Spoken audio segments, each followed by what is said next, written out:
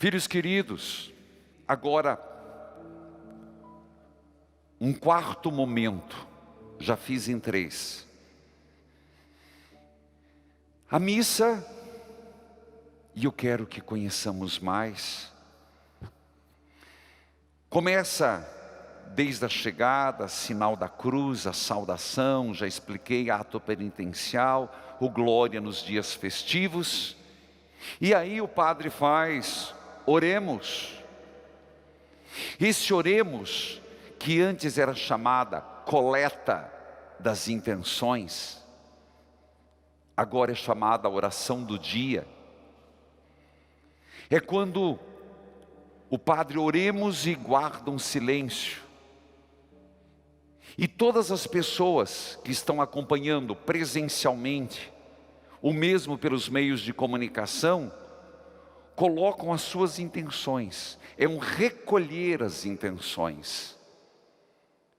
E na própria parte oracional, na parte que nós chamamos eucológica, vou pegar uma aleatoriamente, diz assim, uma invocação a Deus, Pai, ó Pai, que fazeis crescer a igreja, dando-lhe sempre novos filhos e filhas.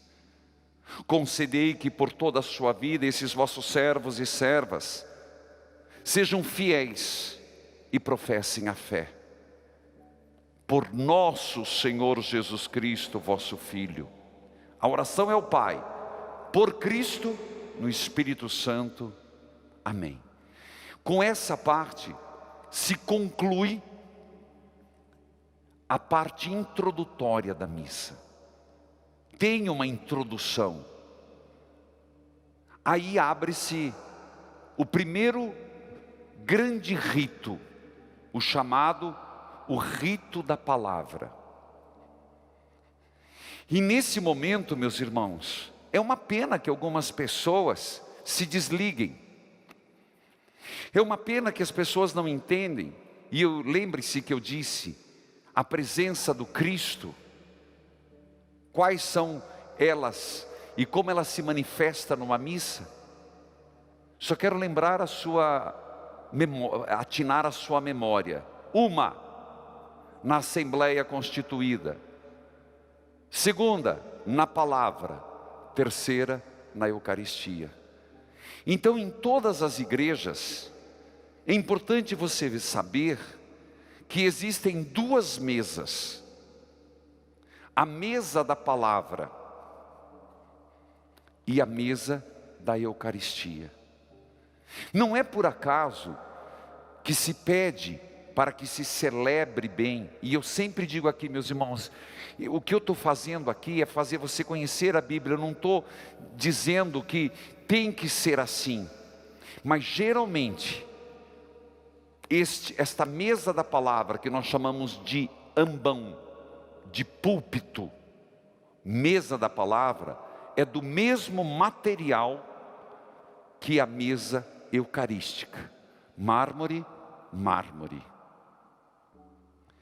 Tem outros elementos. Ela é fixa.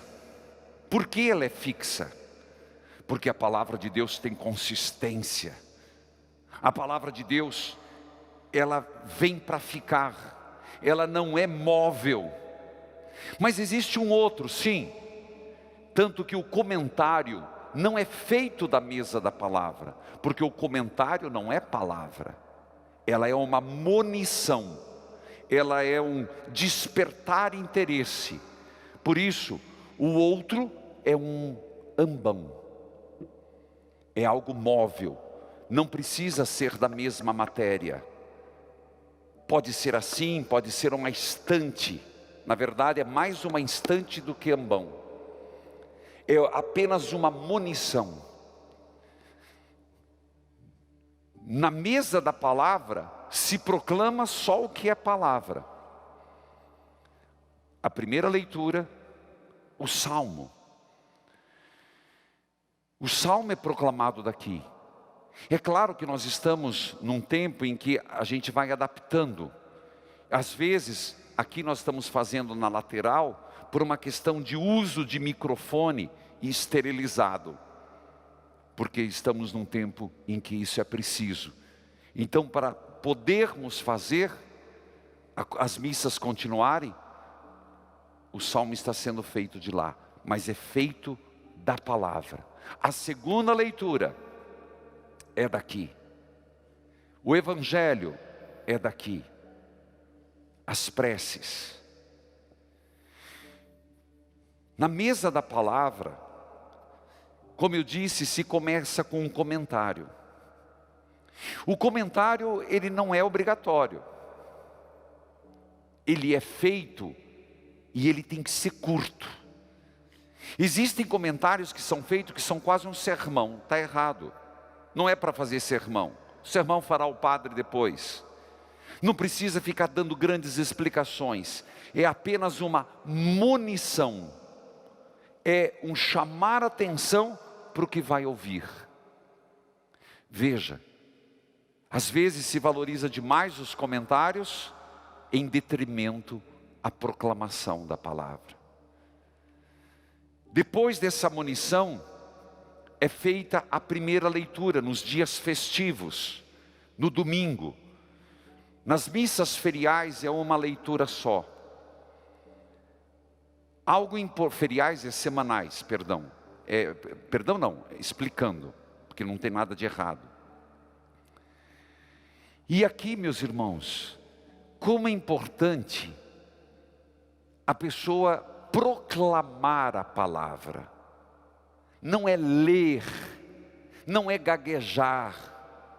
Padre, mas aí o senhor está sendo muito exigente. Meus irmãos, cantar não é para todos, é para quem canta. Tocar não é para todos, é para quem sabe. Exige-se e é preciso que para a leitura se tenha boa dicção, se fale para fora.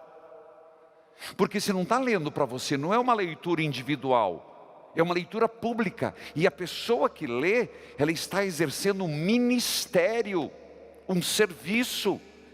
E por que proclamada? Para que todos os interlocutores compreendam com nitidez, com clareza. Mas é claro, se o microfone é ruim, e aqui nós temos que ter uma preocupação de ter bons sons na igreja. Não adianta ser mequetrefe. Para o som não se economiza. Repito, para o som não se economiza. Bons microfones. Mas também, meus irmãos, não basta ter uma Ferrari, tem que saber lidar o botãozinho de trás. Tem que se evitar ruídos. Começa a leitura, todo mundo faz assim, perdeu a palavra. Tem um ótimo aparelho, chega aqui a pessoa lê para dentro. Não. Tem que chegar antes, tem que treinar antes. Eu não diria que seria uma declamação, mas é uma proclamação. É falar com autoridade, é falar com conhecimento de causa, fazendo as vírgulas, fazendo os pontos. Não é para enaltecer a pessoa, mas é em respeito àquilo que está se exercendo. Uma palavra proclamada para a igreja, para a edificação, é palavra de Deus. A primeira leitura, salvo por razões especiais, Páscoa, Natal, é no Antigo Testamento. Quando tem a segunda leitura, não existe regra, mas se pede que seja um homem e a outra leitura uma mulher. Não existe lei, mas é um procedimento, é uma tradição.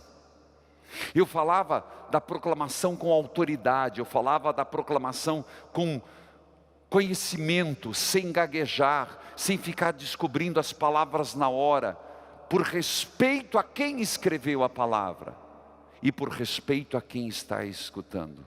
Por isso, não fique ofendido. Eu queria tanto fazer uma leitura, mas não faz nem pessoal, não tem dicção.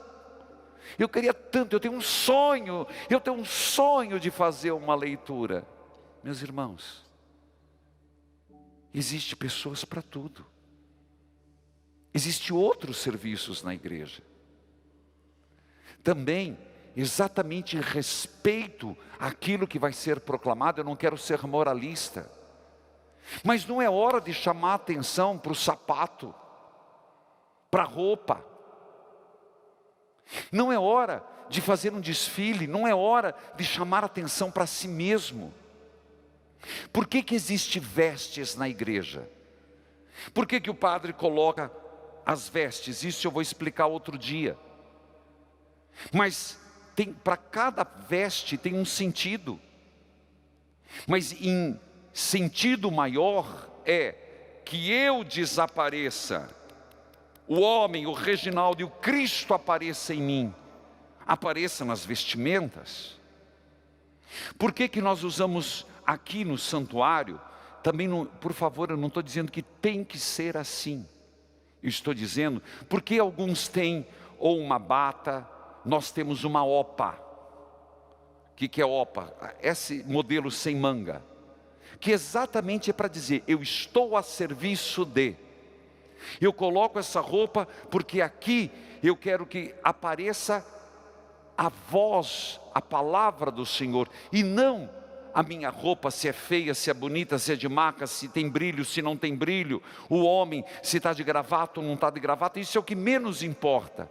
A vestimenta, quando alguém coloca, seja para ser ministro da Eucaristia, seja para fazer uma leitura, seja para fazer um comentário, seja para cantar, não é como diz, tem que botar uniforme. Não, é em respeito ao que eu vou fazer, e aquilo que eu represento, faço em nome de.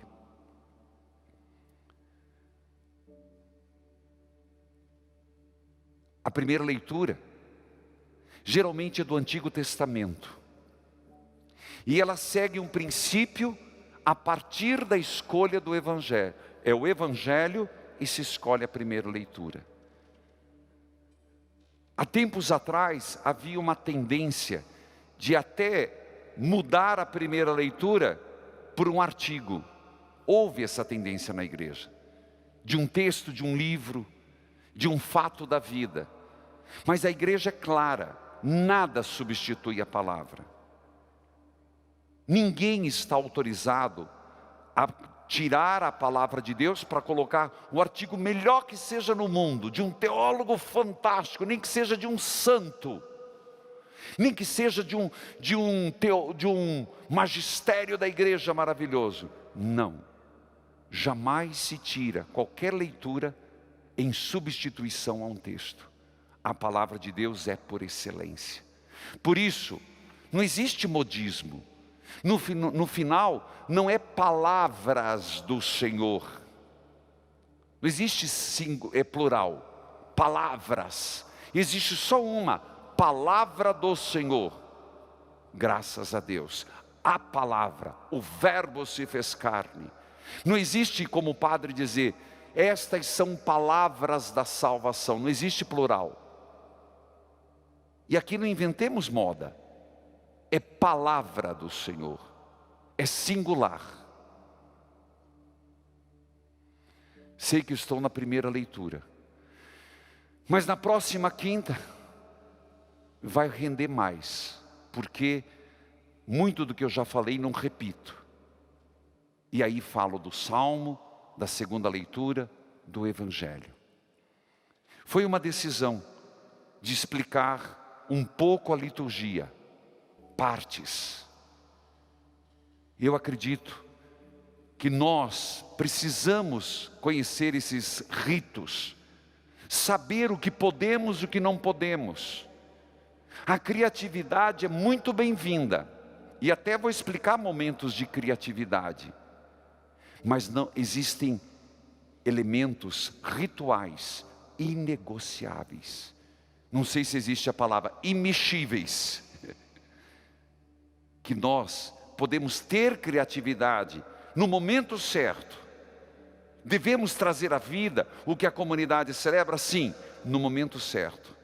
Mas aquilo que é primordial não se deve mudar. Que Deus nos ajude a celebrarmos melhor. Amém.